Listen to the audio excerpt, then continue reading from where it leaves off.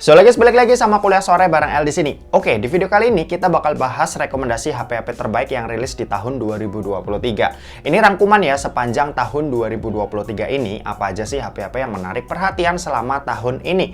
Video ini bakal dibagi dalam 4 segmen. Pertama ada entry level yang harganya ini di bawah 3 juta. Terus ada mid range buat harga 3 sampai 5 jutaan, terus ada flagship killer buat harga 6 sampai 9 jutaan dan ada yang flagship beneran dengan harga 10 juta plus. Oke, segmen pertama kita mau bahas yang kelas entry level, dimana kita bakal ngomongin HP yang harganya ini ada di bawah 3 juta.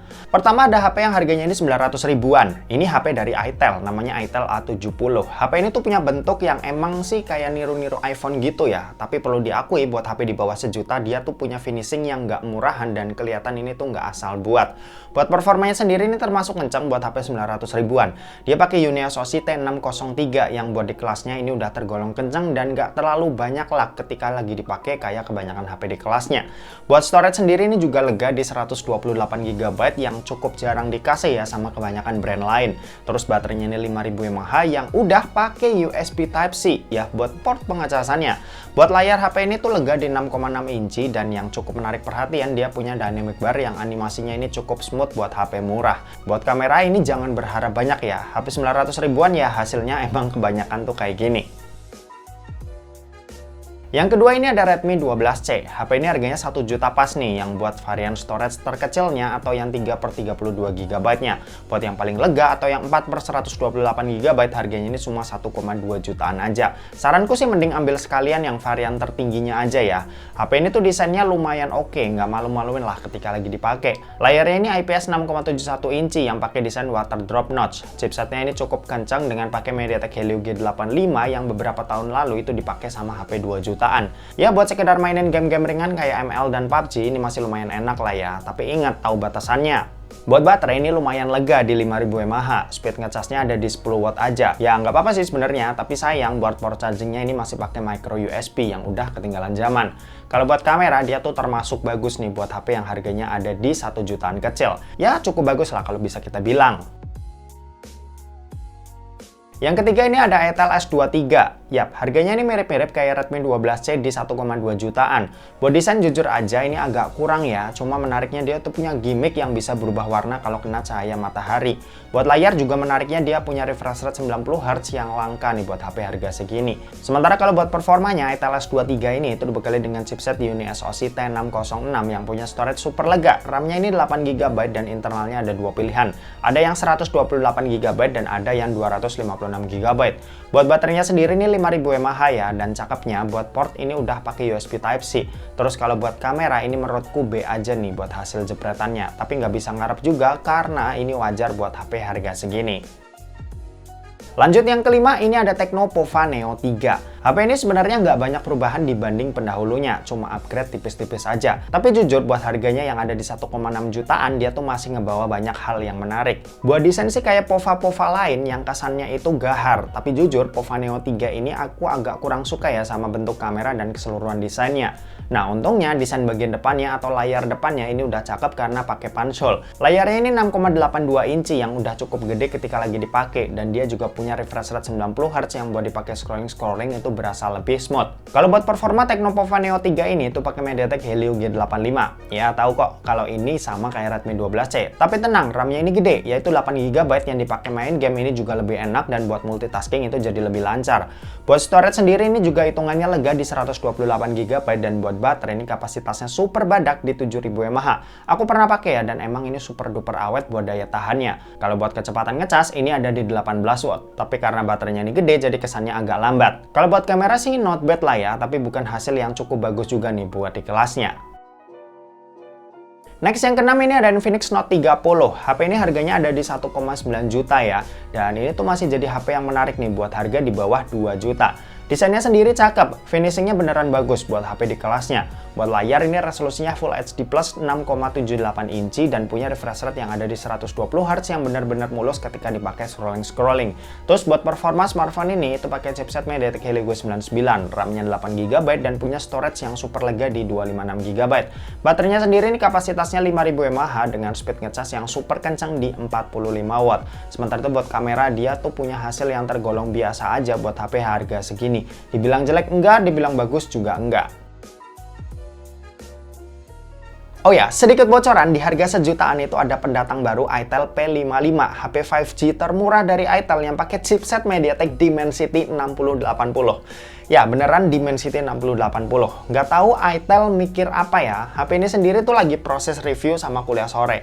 Tapi belum di review aja, aku udah yakin kalau HP ini tuh bakalan masuk ke rekomendasi tahunan. Jadi yaudah, kita next aja. Oh ya, video unboxingnya tayang besok ya. Next yang ketujuh ini ada Tecno Pova 5. Yoi, harga HP ini ada di 2 juta lebih dikit dan HP yang rilis di bulan Agustus ini itu masih jadi salah satu yang menarik. Desainnya ya sama kayak Pova-Pova lainnya, kalau ini tuh terkesan gahar. Cuma lagi-lagi aku tuh kurang suka ya. Buat layar panelnya ini masih IPS, tapi resolusinya Full HD+, ukurannya besar di 6,78 inci dan punya refresh rate di 120 Hz. Terus performanya juga kencang, chipsetnya MediaTek Helio G99, RAM-nya 8GB dan internalnya ada di 256GB.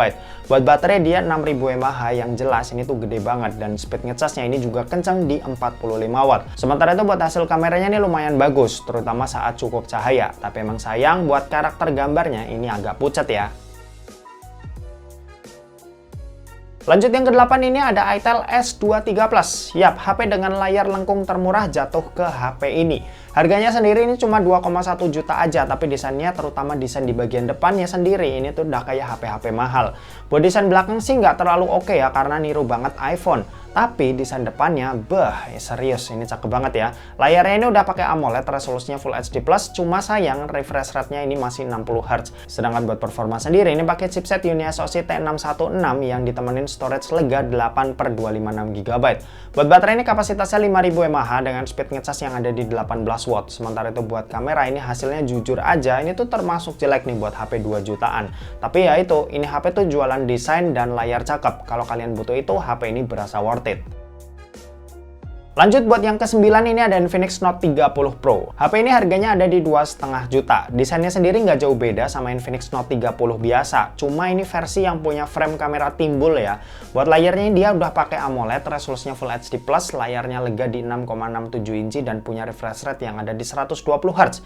Ya buat kualitas layar ini udah cakep lah. Terus buat performa ini sama kayak Note 30 biasa dengan pakai MediaTek Helio G99 yang ditemenin storage 8/256GB. Sementara itu buat baterai ini kapasitasnya 5000 mAh, speed ngecasnya sendiri tuh super ngebut di 68 watt dan punya fitur wireless charging 15 watt. Kalau buat kamera ini lebih bagus ya ketimbang yang Note 30 biasa. Beda harga 500.000 ternyata lumayan ada gap lah di bagian ini. Next yang ke-10 ini ada Tecno Pova 5 Pro. Harga HP ini ada di 2,5 juta juga. Dan buat desain lagi-lagi ini Pova tuh terlalu ke gaming-gamingan. Buat layar panelnya ini masih IPS, resolusinya Full HD+, 6,78 inci dan punya refresh rate yang ada di 120 Hz. Terus buat performa ini yang cukup menarik nih. Chipsetnya Dimensity 6080, storage-nya 8/256GB dan baterainya ini tuh punya kapasitas 5000 mAh yang punya kecepatan ngecas ada di 68 watt. Kalau buat kamera itu hasilnya nggak jauh beda lah ya sama Infinix Note 30 Pro. Lumayan cakep, apalagi kalau di tempat yang cukup cahaya. Lanjut yang ke-11 ini ada iQOO Z7X. Harga HP ini ada di 2,7 juta. Buat desain ini kayak Vivo banget, karena emang iQOO tuh anakan dari Vivo ya. Terus buat layar dia tuh minusnya cuma panelnya aja sih yang masih IPS, tapi sisanya ini cakep. Mulai dari resolusinya yang udah pakai Full HD+, dan refresh rate-nya yang udah 120 Hz. Kalau buat performa ini juga menarik. Chipsetnya Snapdragon 695 5G, storage-nya ada dua pilihan 8/128 dan 8/256. Tapi yang harga 2,7 juta itu yang 128GB ya. Buat baterainya ini gede di 6000 mAh dan speed ngecasnya juga super duper kencang di 80 watt. Kalau buat kamera ini tuh bukan jadi senjata utama HP ini ya, dan ya emang menurutku hasilnya ini biasa aja, bahkan banyak di kelasnya yang punya hasil foto lebih bagus. Dan yang terakhir yang ke-12 ini ada Infinix Zero 30. Penutup segmen ini yang kali ini datang dari Infinix. Harga HP ini ada di 2,8 juta. Desainnya asli, ini cakep banget. Depan dan belakangnya oke lah. Apalagi depannya nih yang udah punya layar lengkung. Buat panel layar ini AMOLED ya. Resolusinya Full HD+, 6,78 inci dan punya refresh rate 120 Hz. Terus buat performa chipsetnya sendiri ini pakai MediaTek Helio G99. Storage-nya 8/256GB dan baterainya punya kapasitas 5000 mAh yang punya kecepatan ngecas di 45 watt. Kalau buat kamera hasilnya ini lumayan bagus lah buat HP yang harganya ini ada di bawah 3 jutaan. Nah, itu tadi rekomendasi HP akhir tahun 2023 segmen pertama di mana kita bahas HP 1-2 jutaan plus di awal tadi juga ada nyempil ya HP 900 ribuan juga. Nah, next kita bakal bahas yang 3-5 jutaan. Terima kasih buat yang udah nonton video ini. Jangan lupa buat like, komen, dan share juga ke teman-teman kalian supaya teman-teman kalian mendapatkan informasi yang bermanfaat dari kuliah sore. Oke, terima kasih buat yang udah nonton video ini sampai habis dan sampai jumpa di kuliah selanjutnya. Bye-bye.